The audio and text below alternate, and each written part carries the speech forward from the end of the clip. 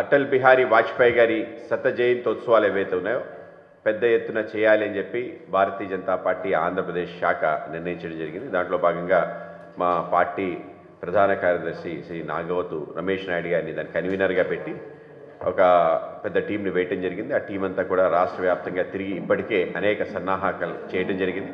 ప్రతి చోట కూడా ఒక విగ్రహ ఆవిష్కరణ అలాగే భారీ బహిరంగ సభ పెట్టాలని చెప్పి అనుకోవడం జరిగింది. ఇదంతా కూడా ఒక బస్సులో ప్రయాణం చేస్తూ అన్ని జిల్లాల్ని కూడా టచ్ చేయాలని చెప్పి 26 జిల్లాల్లో కూడా అటల్జీ యొక్క ఏదైతే వాణి ఆయన యొక్క అభివృద్ధి సంబంధించిన నమూనా అవన్నీ కూడా ప్రజలకు చూపించే విధంగా పెద్ద ఎత్తున ప్రయత్నం చేయాలని చెప్పి అనుకుంటున్నాం.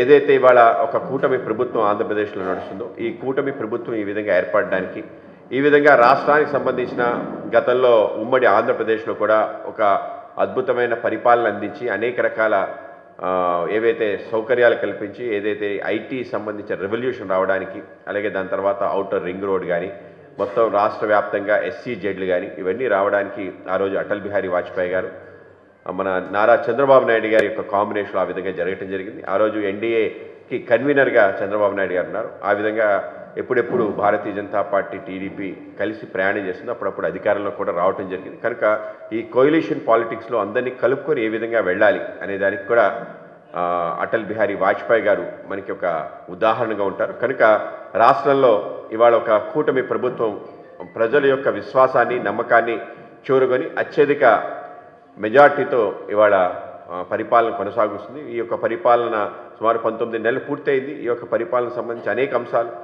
ఆశయాలన్నీ పూర్తి చేసుకుంటూ సూపర్ 6తో పాటు అనేక ఇతర అంశాలు ముఖ్యంగా రాష్ట్రంలో ఒక సంవత్సరంలో 10 లక్షల కోట్ల రూపాయలు పెట్టుబడుల రూపంలో రావటం ఏదైతుందో నిజంగానే అద్భుతం. ఆ విధంగా అటు ఉత్తరాంధ్ర సంబంధించి ఏదైతే గూగుల్ రావటమో దాంతోపాటు గ్రీన్ హైడ్రోజన్ రావటము అలాగే ఆర్సెనల్ మెటల్ రావటము అలాగే బల్క్ డ్రగ్ ఫ్యాక్టరీ రావటం ఇవన్నీ కూడా ఆ ప్రాంతానికి మరింత ముందుకు తీసుకెళ్ళడానికి దోహదపడతాయి. ఐటీ హబ్గా ఆంధ్రప్రదేశ్ ఉత్తరాంధ్ర ప్రాంతం అంతా కూడా మారే విధంగా అలాగే ఫార్మా సంబంధించిన హబ్గా కూడా మారే విధంగా ఒక పెద్ద ఎత్తున జరుగుతుంది. అలాగే డేటా సెంటర్స్ అనేక డేటా సెంటర్స్ కూడా ఇవాళ రాబోతున్నాయి. గూగుల్తో పాటు సిఫీ మిగతా అనేక రకాల కంపెనీలు కూడా పెద్ద ఎత్తున రాబోతున్నాయి. మొన్న జరిగిన CII పార్ట్నర్షిప్ సమ్మిట్లో కూడా సుమారు 8 లక్షల కోట్ల రూపాయల పెట్టుబడులకు సంబంధించిన ఒప్పందాలు జరగడం జరిగింది. ఆ విధంగా రాష్ట్రం పురోగతి చెందటం అలాగే దేశంలోనే నెంబర్ 1 స్టేట్గా అవ్వడానికి కావాల్సిన అన్ని ప్రయత్నాలు కూడా కేంద్ర రాష్ట్ర ప్రభుత్వాలు చేస్తున్నాయి. అలాగే మధ్య ఆంధ్ర కోస్టల్ ఏరియాలో అంతా కూడా కొంచెం ఈ ఎలక్ట్రానిక్స్ అండ్ మ్యానుఫ్యాక్చరింగ్ సంబంధించిన క్లస్టర్గా డెవలప్ చేసే విధంగా ఇక్కడ SCZs అలాగే పోర్ట్ బేస్డ్ డెవలప్మెంట్ ఏదైతుందో పెద్ద ఎత్తున చేసే విధంగా రామాయపట్నం కానీ కృష్ణపట్నం కానీ అలాగే మూలపేట కానీ ఈ యొక్క పోర్టులు అలాగే మధ్యలో మచిలీపట్నం పోర్ట్ ఇవన్నిటి కారణంగా ఈ ప్రాంతం కూడా అభివృద్ధి చెందడం అలాగే రాయలసీమ ప్రాంతాన్ని power house of south India చేయాలని చెప్పి ఒక లక్ష్యంతో ముందుకెళ్తున్నాం. ఆ విధంగా ఏరోస్పేస్ అండ్ డిఫెన్స్ క్లస్టర్స్ పెద్ద ఎత్తున రావడం అలాగే ఆటోమొబైల్ రంగంలో కూడా ఇప్పటికే కియా వచ్చింది, మిగతా పరిశ్రమలు కూడా అలైడ్ ఇండస్ట్రీస్ కూడా వచ్చే విధంగా ఒక ప్రయత్నం చేయడం. ఆ విధంగా ఆంధ్రప్రదేశ్ యొక్క అభివృద్ధి తప్పనిసరిగా ప్రజలకి కళ్ళు కట్టని చూపించాలి. అయితే వీటన్నిటికీ ఆర్జుడు అటల్ బిహారీ వాజ్పేయి. ఆ విధంగా గోల్డెన్ క్వాడ్రాంగిల్ ఏదైతే నిర్మాణం చేశారో ఇవాళ నేషనల్ హైవేస్ కారణంగా దేశ అభివృద్ధి సర్వేగంగా ఏ విధంగా కొనసాగుతుందో కేవలం దేశానికి సంబంధించిన ప్రముఖ నగరాలతో పాటు ప్రతి గ్రామాన్ని కూడా ఈ యొక్క ప్రధానమంత్రి గ్రామీణ సడక్ యోజన కింద అన్నిటికీ అనుసంధానం చేయడం ఏదైతుందో ఇది కూడా ఇంకో విప్లవాత్మక నిర్ణయం.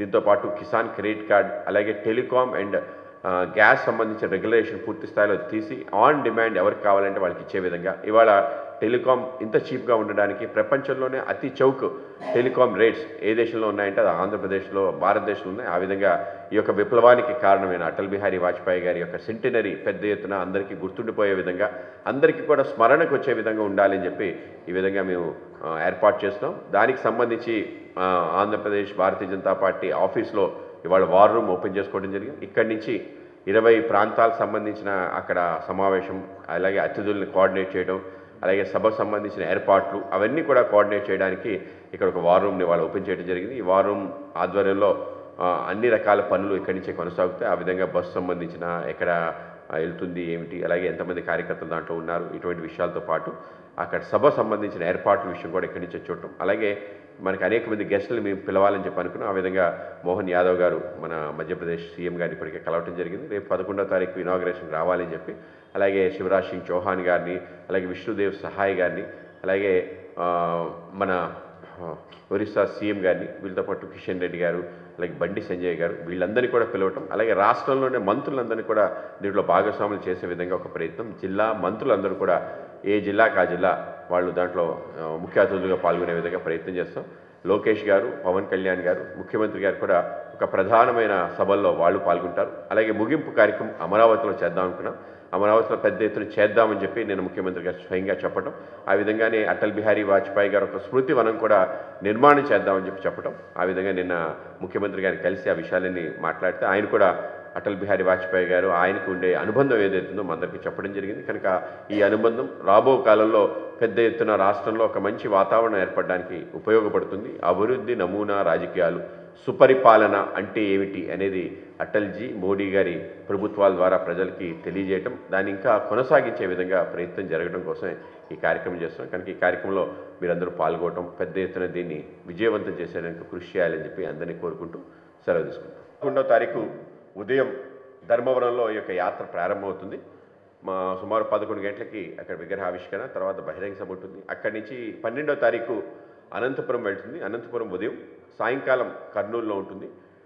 13వ తారీఖు ఇది నంద్యాల వెళ్తుంది. 13 ఉదయం నంద్యాల, సాయంకాలం కడపలో ఉంటుంది. 14వ తారీఖు అది రాజంపేట వెళ్తుంది. రాజంపేట నుంచి ఉదయం రాజంపేట, సాయంకాలం తిరుపతిలో ఉంటుంది. అలాగే 15వ తారీఖు అది నెల్లూరు, నెల్లూరు తర్వాత ఒంగోలుకు వెళ్తుంది. 16వ తారీఖు ఇది ఏదైతే బాపట్ల, అక్కడి నుంచి మచిలీపట్నంతో మొదటి ఫేజ్ 16వ తారీఖుకి ముగుస్తుంది. తర్వాత 19వ తారీఖు శ్రీకాకుళం నుంచి మళ్ళీ పునఃప్రారంభమవుతుంది. 19వ తారీఖు శ్రీకాకుళం, విజయనగరం ఉంటుంది. 20వ తారీఖు విశాఖపట్నం, అనకాపల్లి ఉంటుంది. 21వ తారీఖు కాకినాడ, రాజమండ్రి ఉంటుంది. అలాగే 22వ తారీఖు భీమవరం, ఏలూరుతో రెండో ఫేజ్ ముగుస్తుంది. 25వ తారీఖు అమరావతిలో భవ్యమైన బహిరంగ సభతో ఈ యొక్క యాత్ర, centenary celebrations, good governance day పెద్ద ఎత్తున చేయాలని చెప్పి నిర్ణయించడం జరిగింది. చరిత్ర సృష్టించినోడు ఇప్పుడు ఆ చరిత్రని తిరగరాయబోతున్నాడు. అబద్ధాల గోడల్ని బద్దల కొట్టి నిజాలను రాగా మీ ముందుంచబోతున్నాడు. నిజమైన వార్తల కోసం వెంటనే డౌన్లోడ్ చేసుకోండి రా యాప్ని.